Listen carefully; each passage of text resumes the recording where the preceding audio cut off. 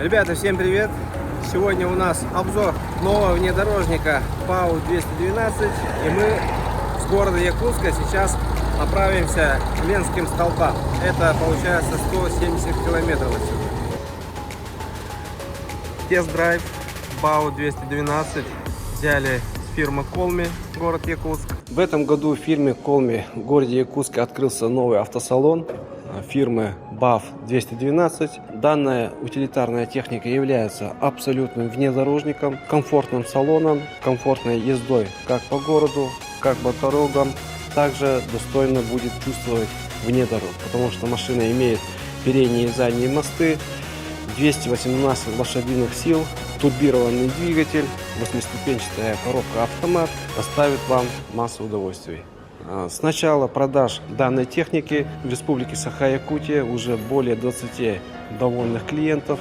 В салоне всегда есть в наличии машины разных расцветок: черный, белый, зеленый, также вот такой серый матовый. Машина подготовлена для наших суровых условий. С этого года фирма Колми начинает продажу вот таких тракторов Lowell. Есть большие трактора, есть средние, есть даже маленькие. Но можно купить эти трактора в лизинг. Автосалон техники БАУ 212 в городе Якутске фирмы Колми ждет вас. Базовая комплектация. У нас колеса 17 диски, большая резина 270/60, по-моему, было. У нас есть запаска, домкрат, все, баллоник в комплекте. Заправили полный бак. Нам надо сбросить настройки среднего расхода топлива, чтобы узнать расход наш. Заходим в меню. Так, настройки единицы. Очистить средний расход. Да. Так, одометр я не смог обнулить. Сильно копаться не стал, но дорога 173 километра у нас. Заправил вчера полный бак.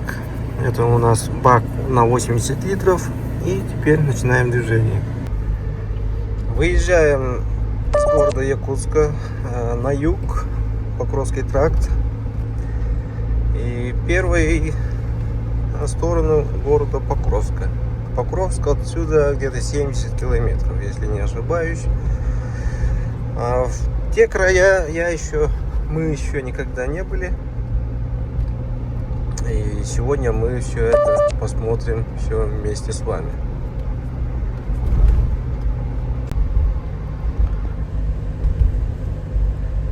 Машина говорит, что на улице плюс 31 градус. Сегодня очень жарко.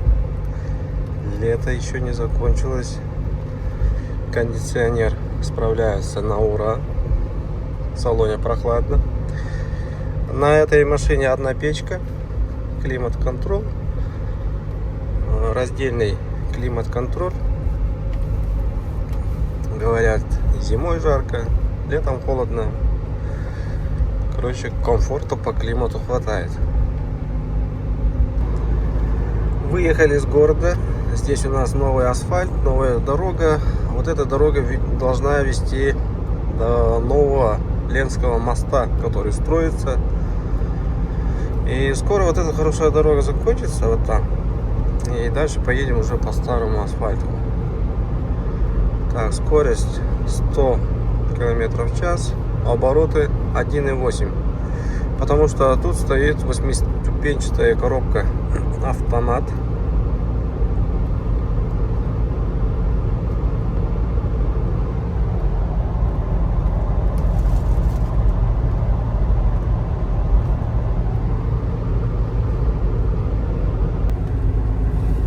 Я включил специальный режим эко, чтобы поехать туда-обратно больше 300 километров, чтобы не растратиться на бензин, потому что у нас под капотом 2 литра с турбиной.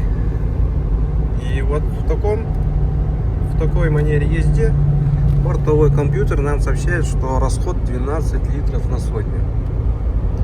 Я бы сказал, что это очень хорошо. Потому что у меня на Патрике расход где-то 14-15 на бензине. Так, хотел на подъемнике поднять, но на подъемник мы не успеем, поэтому смотрим вот тут. По дороге в Покровск есть вот такая эстакада народная. Здесь чисто. Так, смотрим сзади. Сзади у нас мост. Как видите, мост не разрезной. Да, машину я зря не выключил. Мост крепится у нас на 4 рычагах. Это система Фолинг или другая? Почему на УАЗиках, на Патриотах не делают вот так же? Было бы гораздо мягче. Маленькая пружинка стоит. Пруток здесь где-то на 15 вроде. Отбойник где-то на высоте 7-8 сантиметров. Амортизатор. Есть продольная тяга Панара. Стабилизатор. Так, бак. Оказывается, тоже один бак на 80 литров. Дальше идем траверса под коробку. Сзади у нас раздатка, передний кардан и передний мост. Ребят, смотрите, здесь тоже 4 линка. Хрена из кондиционера капает. А почему-то тут внизу нету под защиты.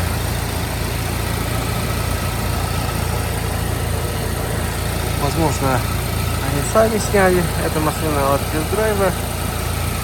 Так, мост с открытыми трусами. Похож на новый мост от Патриота. Мост кофе мы его называем. Вот здесь также. Вот эта технология идет с этих джипов вроде. Но мост у нас не разрезной. Откручивается редуктор.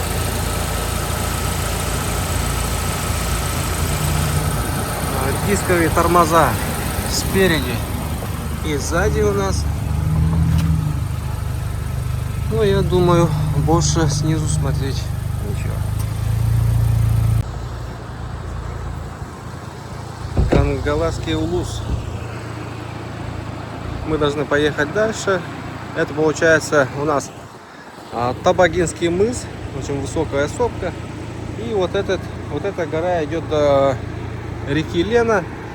И там у нас стоит Ленский мост. Но он еще не построен, идет стадия постройки.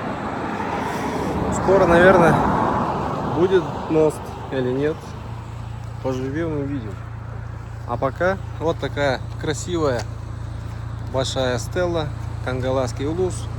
Дальше у нас есть села, есть город Покровск. Мы все это увидим. Карта Кангаласского улуса. Получается, мы стоим вот тут, на границе. Потом идет Актянцы, Лоханан, Ой, Покровск, Оксагаллах, Бестях, Булгуньяхтах, Лоханан, Иланка, Титары. Мы должны добраться вот до сюда. Или до сюда. А Ленские столбы где-то вот тут.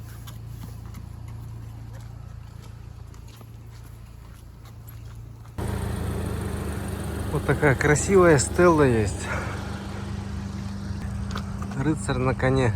Это тыгын. Орел. Это символ Кангаласского улуса. И здесь памятник на основателей Кангаласского улуса.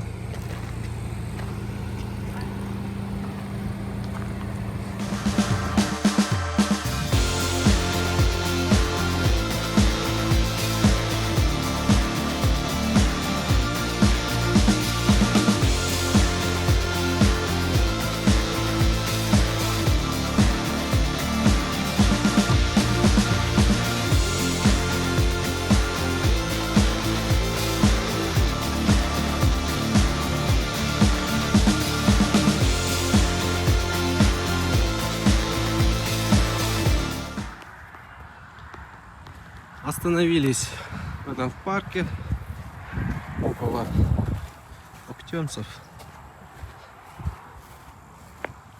Здесь есть на сопке вот такое сооружение. Там у нас есть большая сцена и место, где встречают солнце или рассвет прямо на сопке. Вот такая большая арена. И вон там очень высокая вот эта лестница есть.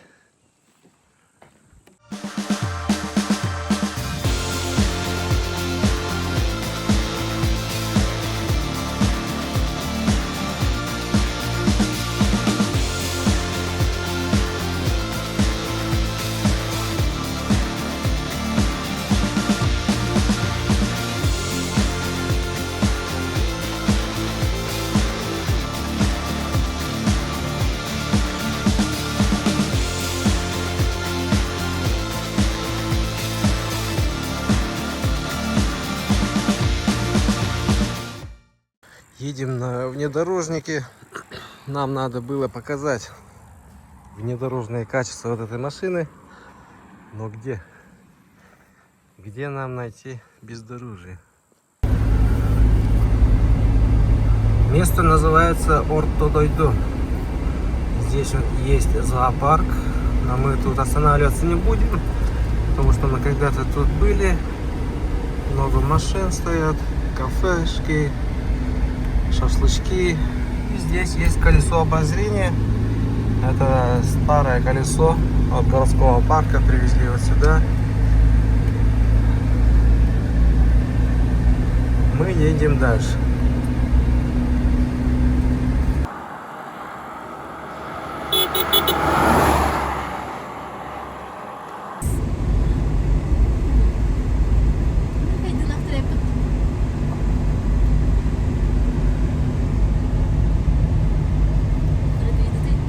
Хорошая асфальтовая дорога.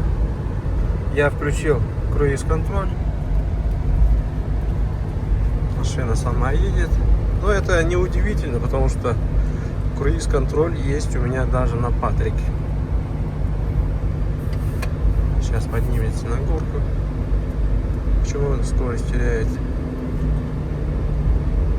Вот, добавил газу. Сам отдал. Город Покровск.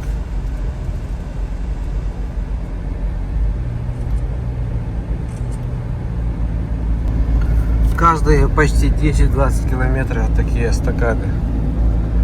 А почему нету таких эстакад на Велишской дороге, на трассе А331? Очень удобно.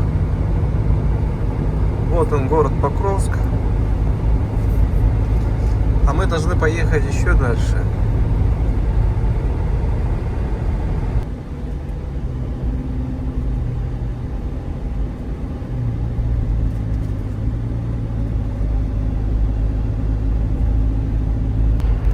Проехали где-то 120 километров.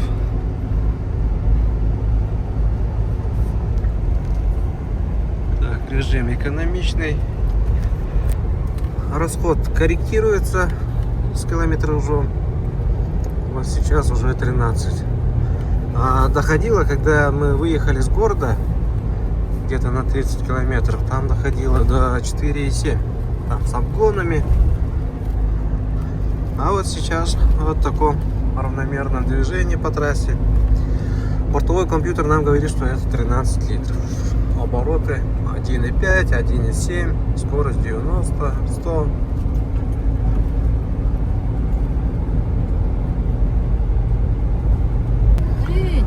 Красота! Село Бестях. И впереди мы видим реку Лена с горы.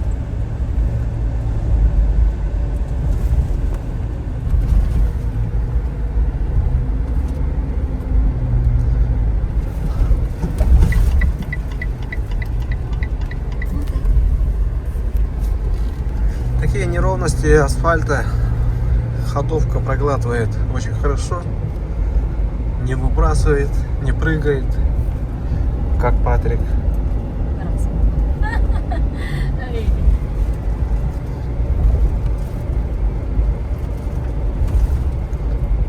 Булгуньяктахты. Село Булгуньяктах. Он так где-то был.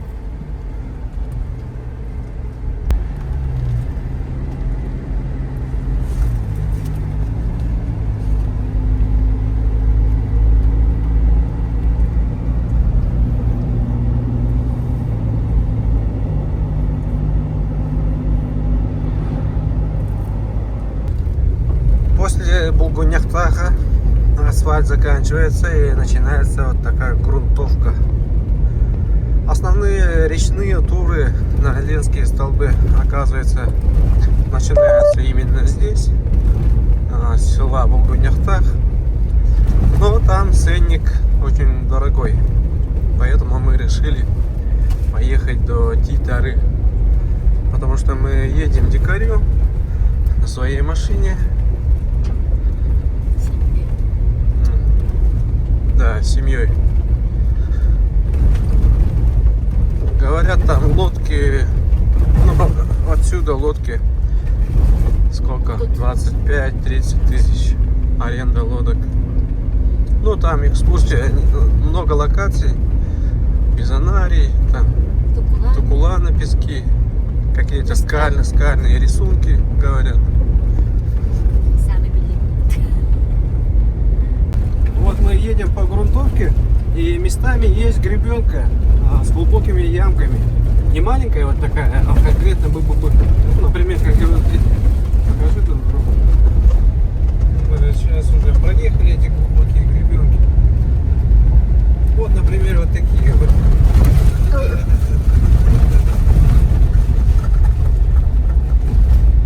Так как машина мостовая спереди и сзади, ну, и имеет все прелести вот такой мостовой машины. Так как я водитель УАЗа, я уже привык к такой езде. И на сильных гребенках машина может повести немного. Но при сильных ударах автоматически начинает моргать аварийный сигнал. Но ходовка все равно отрабатывает все это. И вот покажи на табло. Мы видим здесь, что наши колеса надулись до 2.5, 2.6, 2.5, 2.6. А когда сейчас мы остановимся в следующем селе, я немного стравлю колеса до 1.8.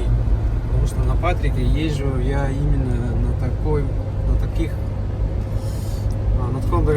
давлении. Потому что машина не загружена. У нас всего 4 пассажира, без груза, то есть без сумок, без бутера. Ну и такое давление должно легко подходить. В данный момент стоит резина АТ. Вот мы доехали до Улахана. В переводе большая дверь. Нет, да? Манна чайную игру тут. Говорят, здесь есть чайная. Он как раз хаем. Круг. У нас обед. Село Улаханан. Взяли плов, пирожки, компоты.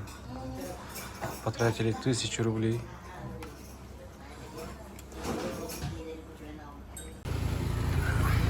Так, немного стравим колеса. Тут датчик расположен внутри диска. Заводской датчик. Вот стравили почти до 2. И тут система ругается. Быстрая утечка воздуха. Все. Вот тут мы покушали. Столовая Артек. Едем дальше.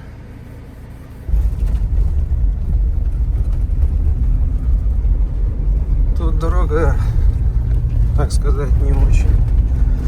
Часто машины пробивают колесо.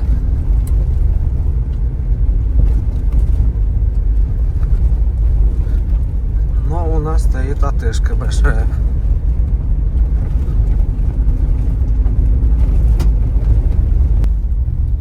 Приехали в село Титары. Слева у нас сразу река Лена. На берегу село. И отсюда мы должны найти лодку. Если найдем.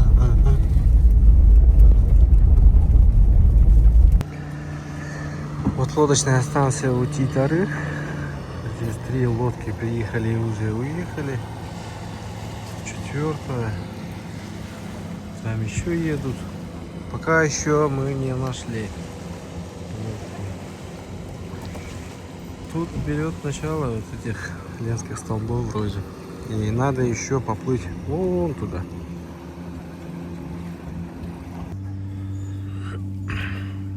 Короче, ленские столбы, которые мы заслужили. Вот они. Но вся красота, конечно, дальше. Мы не нашли лодку, которая бы нас отвезла в ленские столбы. Оказывается, люди заранее бронируют лодку по времени, там, по часам и ездят вот сюда. От Титары до ленских столбов нам сказали 13 тысяч. Одна лодка, аренда одной лодки. Неважно, там 1 ты или 4, от 4.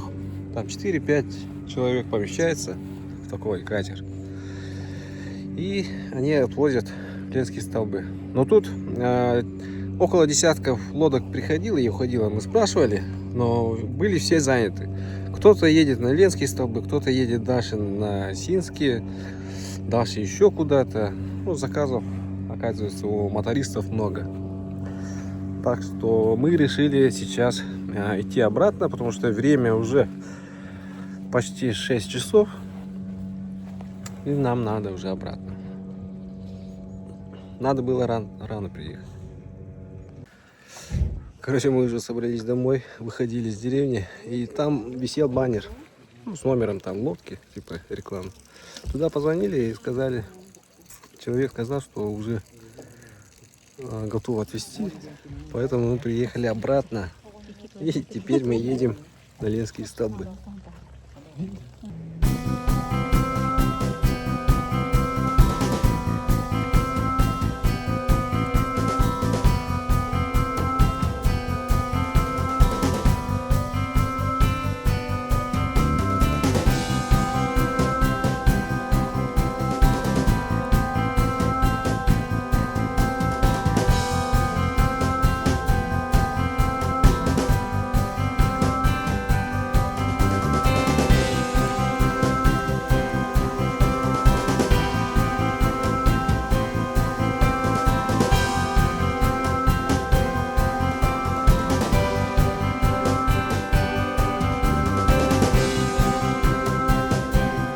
Вот мы на подножии ленских столбов.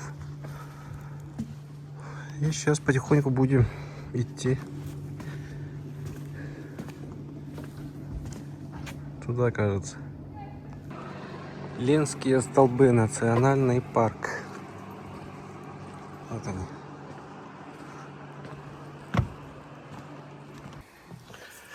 А здесь, короче, у нас касса. Ценник вот такой. Мы заплатили по 700 рублей за человека. Подниматься будем час, спускаться тоже примерно час. Здесь основная информация, что такое ленские столбы. Уникальное творение природы, где зародилась большая часть скелетных организмов нашей планеты. Ленские столбы, выдающийся пример геоморфологических особенностей рельефа, связанных с удивительным феноменом вечной мерзлоты и морозобойным выветриванием в условиях значительных перепадов суточной температуры воздуха. 2 июля 2012 года на 36-й сессии Комитета всемирного наследия ЮНЕСКО было принято решение о включении природного парка Ленские столбы в список всемирного наследия ЮНЕСКО. Вот так вот, ребят. Идем смотреть.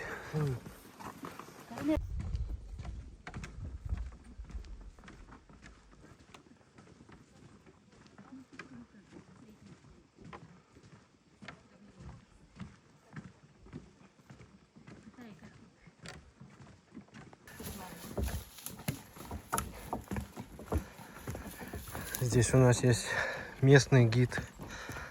Сопровождает нас уже больше километра. Мы пошли, почти уже дошли до вершины.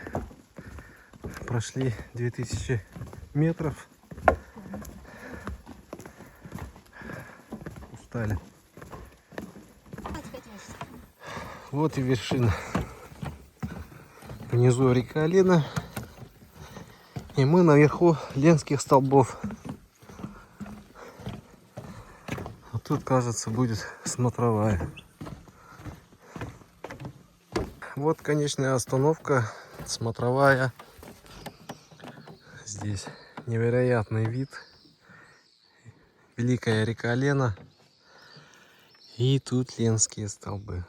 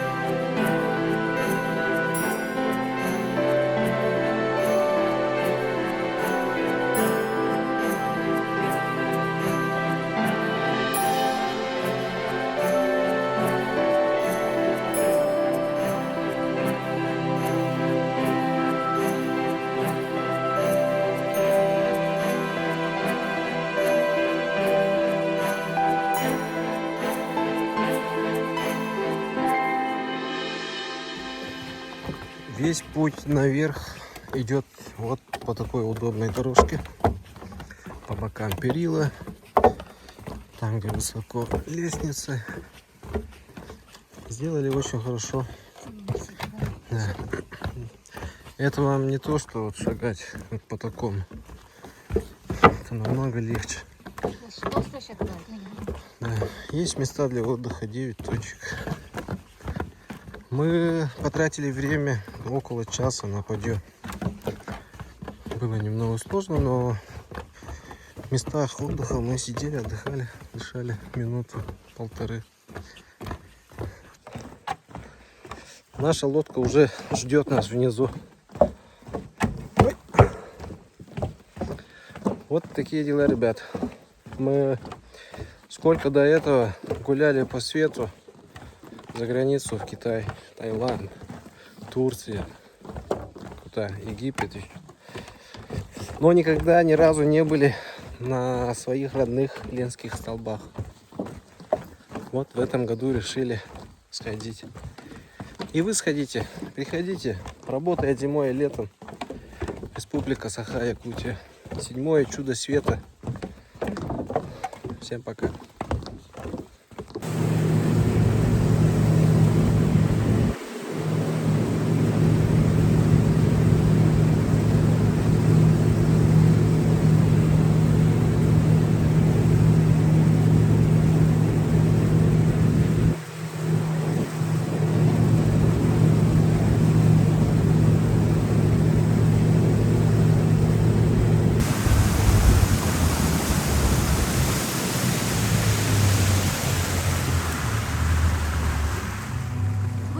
Табында?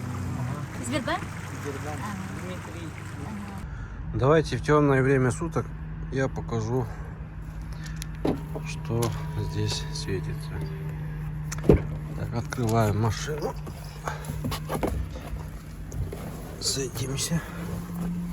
Индикаторы всех дверей открыты и закрыты. Индикаторы всех ремней безопасности.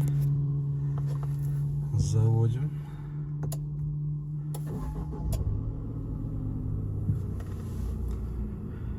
И сейчас вот включится центральный дисплей.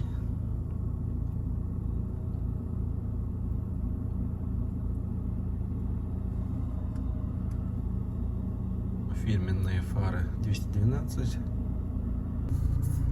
По цвету у нас габарит. Вот туманки. Вот ближний цвет фар. Ближний свет у нас есть четкая светотеневая граница и фары дальнего света. Лампы у нас похожи на Ниву, на старый УАЗик. Линзованная диодная лампа. Ближний снизу, дальний сверху. По салону, как видите, вот снизу светится лампа. Вот тут есть лампа. Тут у пассажира есть лампа. Ноги пассажира. Сзади тоже. Снизу есть с двух сторон. Освещение салона. Две лампы плафона вот тут. И вот там тоже две лампы. В багажнике тоже есть лампочка. Давайте испытаем внедорожное качество данной машины. Перед нами есть песочек, песочная горка. И мы сейчас узнаем, как работают блокировки. Потому что на данной машине передний и задний мост электронно блокируется. Стопроцентная блокировка. Сейчас у нас подключен обычный режим. Задний привод.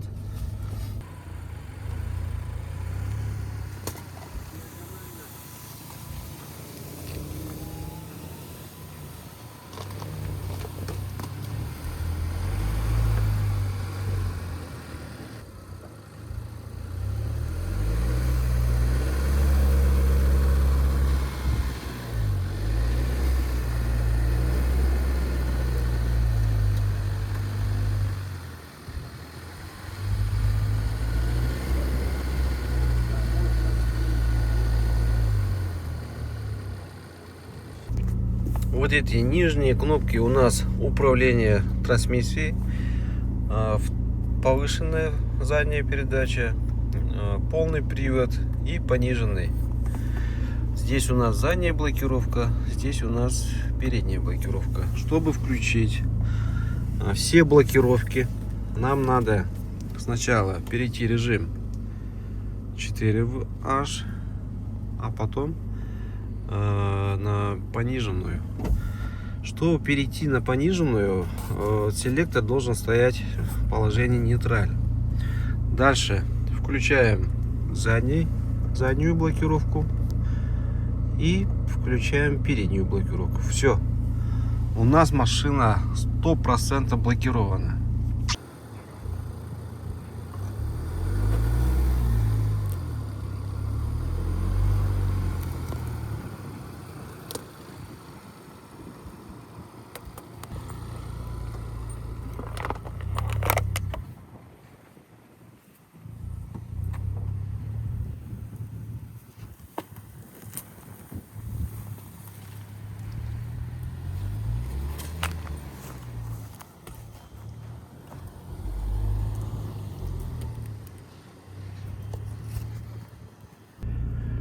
Режимы данной машины. Данная машина имеет вот такие режимы: стандарт, эконом, спорт, снежный, песочный. Дальше еще режим грязь, режим брода, режим горный, АОТУ дорожный. Не знаю, что это. И горная модель. Вот такие режимы. Некоторые режимы, вот внедорожные режимы включаются только когда у тебя полный привод. Например, если вот так перейти на экономичный, у нас идет здесь индикация, пока дверь открыта.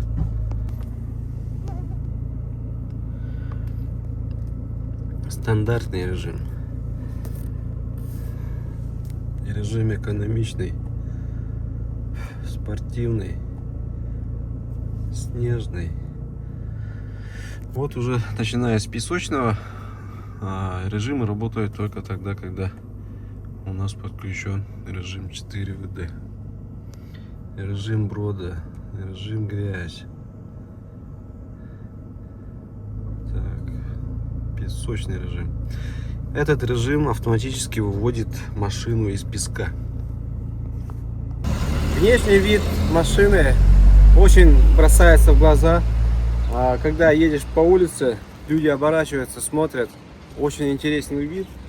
И этот вид напоминает, то есть люди могут спутать данную машину с геликом, с дефендером, с джипом, с рубиконом и так далее. Потому что вот эту машину сразу не узнать. Если увидеть шильдики, то можно предположить, что это BAF 212. А так сзади, сбоку машину почти не узнать. Передний бампер данной машины установлен на раму и имеет вот такие прорези между крылом и бампером для артикуляции кузова. Также установлены бампера на старые Патриоты, на новых Патриотах бампера уже вместе с кузовом играют. Вот этот почти силовой бампер, так как капот высокий, можно спокойно наступить на эту часть бампера и делать какие-нибудь техобслуживания. Сразу можно установить лебедку. По опциям данную машину можно собрать как конструктор, шноркель, лебедка. Можно поставить другие амортизаторы, большие колеса. Сейчас уже установлены колеса с завода 265/70 на 17, диски родные заводские, заводским шильдиком. И как видите, места у него хватает. Данные колеса эквивалент 31-32 колес. И думаю, что тут можно спокойно в стоке воткнуть 35-е тапки. Сегодня мы увидели его, ну, полностью мы не смогли раскрыть, потому что не нашли хорошего бездорожья, и наши колеса не соответствуют гряземесу. Но я вам показал блокировки, как работает блокировка. Если вы знаете, как вы знаете, если заблокировать все 4 колеса, то это будет супер проходимость. Например, в стоке ни один УАЗ не будет оснащен вот такими двумя электроблокировками. Принудительная блокировка, это будет все равно лучше, чем самоблоки. Так что если поставить хорошую резину и с полной блокировкой, проходимость повышается на все 200%. Белка бегает. Спереди, если смотреть, у нас снизу есть очень хорошие туманки. Сверху, справа и слева поворотки. И фары расположены вот так. Хотелось бы, чтобы фары немного вышли. Ну и так сойдет. Давайте посмотрим, что там под капотом. А под капотом у нас продольное расположение двигателя. Рядная четверка, 2 литра объем. И у нас вот стоит турбина. Машина очень резвая. Разгон до сотни от 10 до 14, как написали. Но я не рискнул попробовать и замерить. Так, коробка передач у нас 8-ступенчатый автомат. Охлаждение очень хорошее. Вчера было плюс 33 градуса на улице. И машина с полностью рабочим кондиционером. Ни разу вообще температура не выходила за пределы нормы.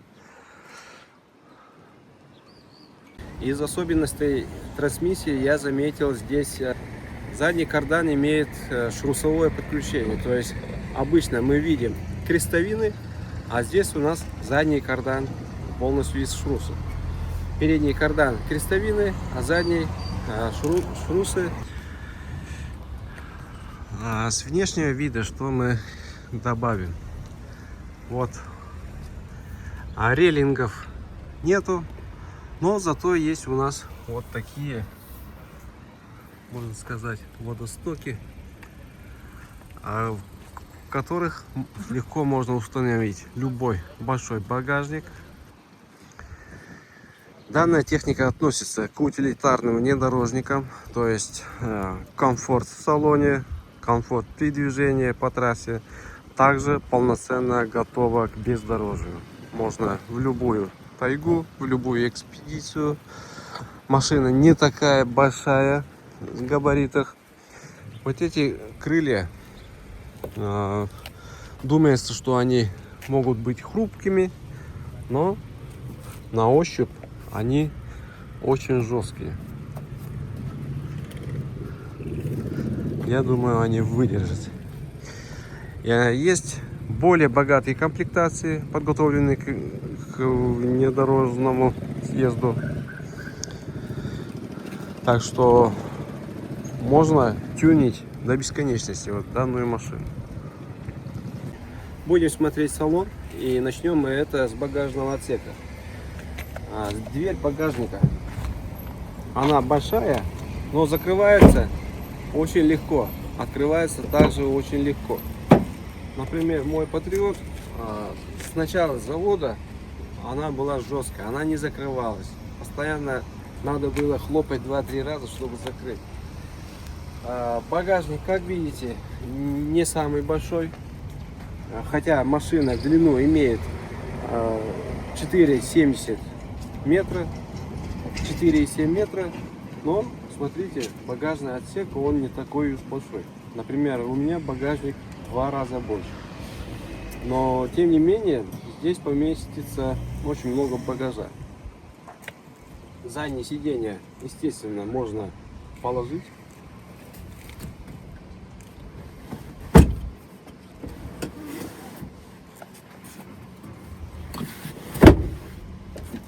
И объем багажника у нас увеличивается втройне, вчетверне. Сзади органайзер. Здесь имеется домкрат, баллонник, аварийный сигнал, жилет. И еще есть свободные ячейки, где можно положить некоторые инструменты или вещи. Задняя лампочка. Заднее освещение багажника. Вот такой маленький плафончик стоит. Есть в багажнике розетка на 12 вольт. Есть вот такие петли, чтобы зафиксировать багаж. Петли также есть вот сверху, тоже можно зафиксировать. Из интересного, вот посмотрите, пневмоупор двери. Если вы заметите, вот тут есть у нас надписи лок и unlock, то есть закрыть, заблокировать, разблокировать. Если вот так мы повернем вот эту прорезь на положение лок, то он задержит дверь. То есть, если мы криво стоим или ветром задувает, мы можем заблокировать, чтобы спокойно достать или положить наш груз. Подкручиваем на unlock, и дверь у нас уже закрывается. Так, на задней двери есть удобная полочка, тоже можно положить вещи. Но почему-то вот эту полочку можно убрать. Зачем или для чего? Возможно, для увеличения пространства. Если тут положить что-то, какие-нибудь вещи чуть побольше, наверное, без полочки она войдет.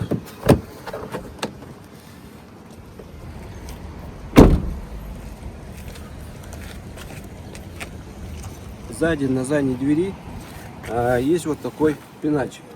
Здесь нарисован флаг, нарисована антенна. Но не буду скрывать, там есть готовые кронштейны. Это наверняка для того, чтобы тут поставить какой-нибудь флаг или поставить длинную антенну. Так, тоже хочу заметить из особенностей вот дверей. Например, передние двери, они широкие, они удобные. Вот Тут пространства достаточно, чтобы комфортно сесть и выйти в машину. А вот заднюю дверь, посмотрите. Она чуть-чуть короче. Если вот тут открыть, то пространство вот тут не такое большое. Это напоминает мне обычный УАЗ. УАЗ Хантер, УАЗ Тент. У них дверной проем очень узкий, но тут не так узкий. Можно комфортно, спокойно сесть в машину. И главное, вот здесь хватает спокойно пространства. Задний диван, это у нас 1:3 и 2:3.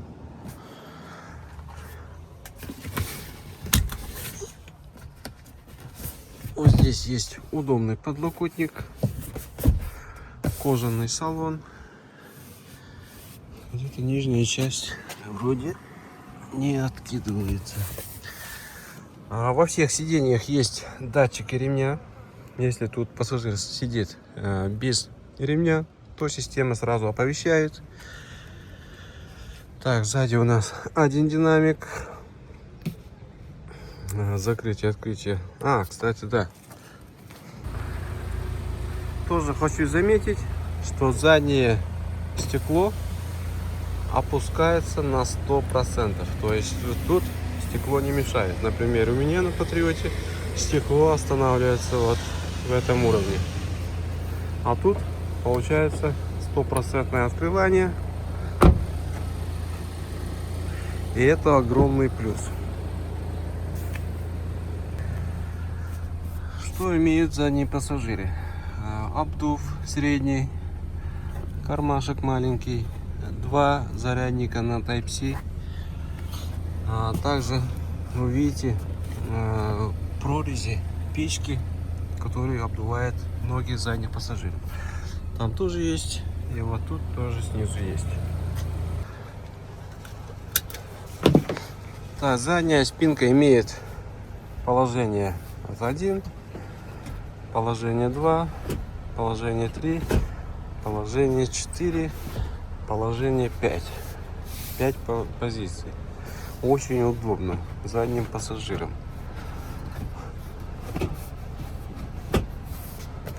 Так, места для ног хватает. Сзади кармашки обеих сидений. Кожаный салон. Центральная консоль и ручка переключения. Очень удобный селектор. Кожаный. И как у всех почти китайцев, мы имеем электронный селектор КПП. То есть никаких тросиков тут нет. Все подключается электронно. Чтобы начать движение, мне достаточно отжать педаль тормоза, нажать боковую кнопку и на положение драйв. При парковка подключается с помощью вот этой кнопки. При нажатии этой кнопки все, машина встает в режим парковки. Спереди у нас есть полочка для телефона. Здесь есть беспроводная зарядка. Положил телефон и забыл. Телефон начинает заряжаться. Снизу у нас 2 порта USB и одна ячейка на 12 вольт. Центральный подлокотник. Под ней у нас большой объем. Гулящая вот такая маленькая полочка. 2 подстаканника. И, собственно, все. Большой бардачок у пассажира. Этот бардачок на 2-3 раза больше, чем у Патриота. По акустике, то есть по магнитоле, у нас есть примерно 8 динамиков. Звук хороший, мне понравилось. Качество звука я все равно не могу передать вам через видео. Но музыки хватает. А минус вот этой системы я бы назвал то, что нельзя установить приложение. Никаких функций, чтобы зайти на какой-нибудь маркет и скачать какое-нибудь приложение. Здесь даже нету браузера. А все это решается прошивкой, как и у всех китайцев, у хавалов, у всяких, везде. В любых китайцах нет такой функции, чтобы спокойно добавить приложение. Если прошить какую-нибудь, в интернете много информации, можно прошить вот эту данную систему и спокойно можно устанавливать себе разные приложения, потому что система на андроиде и очень удобно. Так, из функций. Что же в салоне есть из функций? Самое интересное, здесь есть массаж. Массаж именно водительского сидения. У остальных сидений, к сожалению, нет. Машина создана для водителя. Подключаем массаж, и он работает где-то 10-20 минут. Вчера мы ездили на Ленские столбы. Это мы потратили где-то 400 километров туда-сюда. И я использовал вот этот массаж, когда мы ехали уже обратно, когда уже все подустали. Я включил массаж сидений и спокойно приехал вечером домой. Тут обдува нету. Подогрев сидений, естественно, есть. Настройка пассажира. Но подогрев, кажется, есть только для переднего пассажира. Обзор. Машина оснащена, сколько тут? 8 камер есть. 3D проектирование. Тут как стоит машина, где стоит машина, с какого ракурса посмотреть. Вот на перекрестке, кто у меня справа, кто у меня слева, кто у меня сзади смотрит, кто стоит сзади, спереди. 3D, 2D, обычная камера спереди, камера сзади, камера по бокам. Это очень удобная вещь. Когда паркуешься, в любой параллельная парковка или какое-нибудь маневрирование, все очень удобно с помощью вот этого обзора 360 маневрировать. К сожалению, очень плохо видно, хотя тут яркость на максимум. Ночное время суток, вот это можно ограничить подсветку, и глазам не мешает. Так, климат-контроль. У нас раздельный климат-контроль, можно их совместить. Все дублируется кнопками. Вот весь климат можно управлять кнопками. Также можно управлять и электронно. Кондиционер, автоклимат. Так, температура как может быть общей, так может и раздельной. Мод. Это что у нас мод? Мод это режимы обдува. Так, у нас 6 режимов обдува. Печки хватает, чтобы заморозить пассажиров, кондиционеров. И говорят, что зимой тоже очень тепло. Так, снизу я вам уже показывал. Здесь у нас кнопочки режимов внедорожных всяких. Ну и кнопочка аварийка. По рулю мультироль. Здесь у нас магнитола. Слева у нас круиз-контроль. Ну и все. Удобный руль. Вот такого вида. Фары. Управление фарами. Управление дворниками. И вот у нас центральная консоль. Тоже здесь экран мультимедиа. Управление центральным мультимедиа. И кнопочки вверх-вниз. Так, у нас... кстати, да. Вот тут можно было посмотреть. Подключение блокировок. Что-то он ругается. 4H. Система стабилизации кузова отключена.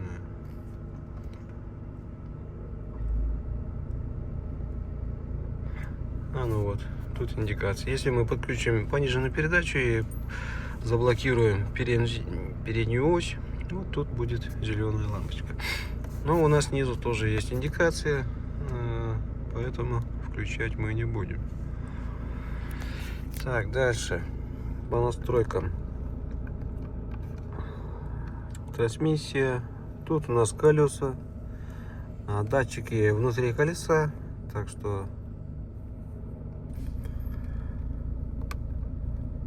далее есть вот такие настройки, например, как язык, настройка темы. Заходим, но у нас тут только одна тема, к сожалению. Если прошить, появятся другие темы. Так, настройки единицы у нас метровая система, английская нам не надо. Так, очистить средний расход, тревожная информация и то есть ошибок нету, говорит. Ну и все эти настройки. Забыл показать вам люк. У нас есть люк, полностью открытое положение. Можно тут выйти, подышать.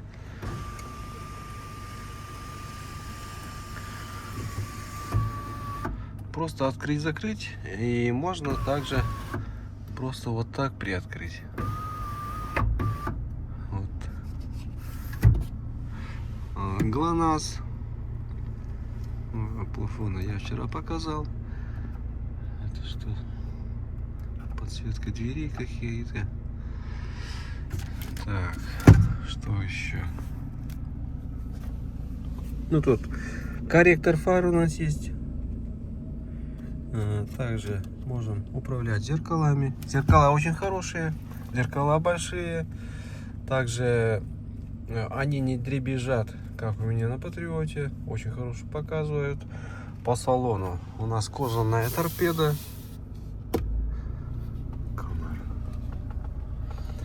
Аудиосистема. Вот тут пищалка, динамик. Ну, 8 динамиков. Этого хватает. Звучит очень хорошо. Низкие частоты тоже выдает отлично. Так что мне понравилось. Кнопка старт-стоп с кнопки. Бесключевой доступ. Вчера я говорил, что тут фолинг, но это не так. Это называется пятиточечное крепление трансмиссии. То есть мост крепится к раме в 5 точках. Очень интересная система. Ходы очень мягкие. Не то, что наш Патриот. Почему-то вот эту машину сравнивают с УАЗиком. Говорят, китайский УАЗик. Но зачем? Это абсолютно другая машина. Совсем другой класс. По комфорту, по езде, по внедорожным качествам. Вот так вот, ребят.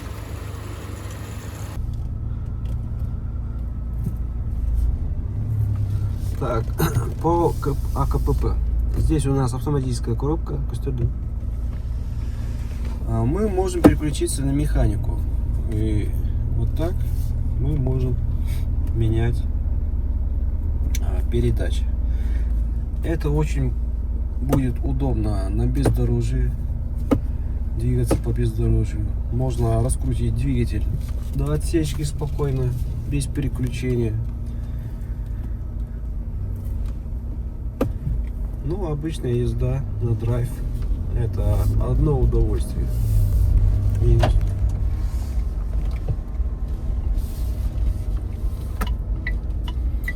Так, когда я включаю поворотник и начинаю маневрирование, мы здесь видим уже проекцию. Легко можно обогнуть любое препятствие.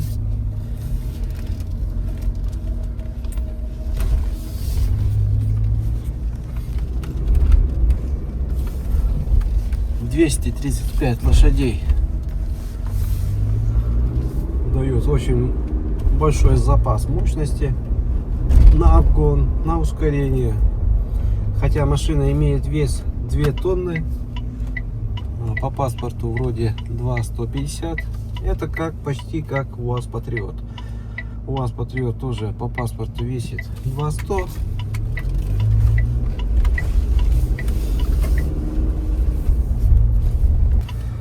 Забыл сказать про бензин. На каком бензине можно ездить? Можно ездить на 92-м, так как на крышке багажника там прямо написано октан 92. Так что беспощадно мы льем 92 и спокойно ездим. Не обязательно там 95-й, 98-й. На 92-м машина едет очень хорошо.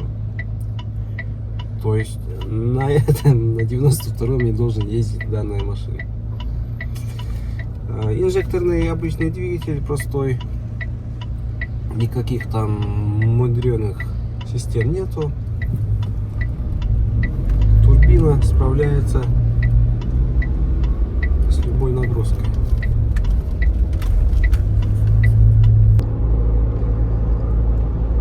Так, коробка не пинается, работает плавно, никаких дискомфортов нету. Данная машина от тест-драйва. Здесь по одометру 7700 метров уже проездено.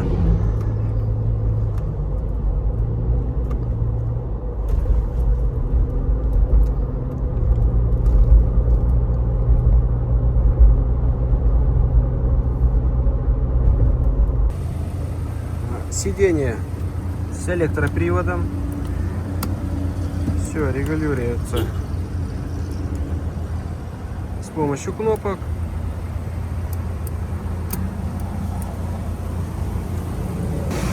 Про двери БАУ 212.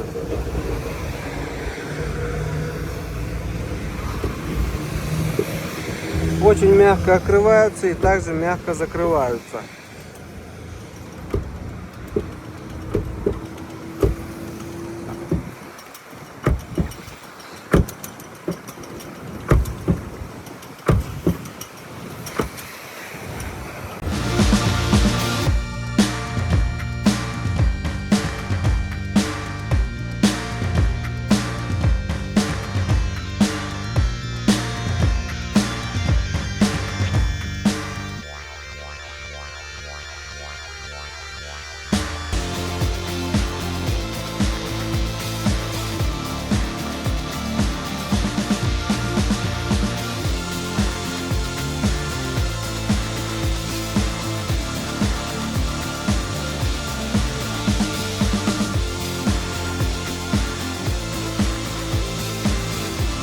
Машина БАФ 212. Вчера я поездил больше 400 километров. Расход топлива где-то 14 литров в среднем у нас вышло. В целом машина мне понравилась. Внедорожник абсолютно готовый к бездорожью. Внедорожник, комфортный салон, хорошая акустика, хорошая система, камеры, все по полному фаршу. Так что я думаю, эта машина вполне достойно себя покажет в наших краях, суровых краях. Тепло зимой, прохладно летом. По бездорожью мы вчера ездили по грунтовке машина тоже едет очень хорошо. Так что данная машина мне понравилась. Всем спасибо, всем пока.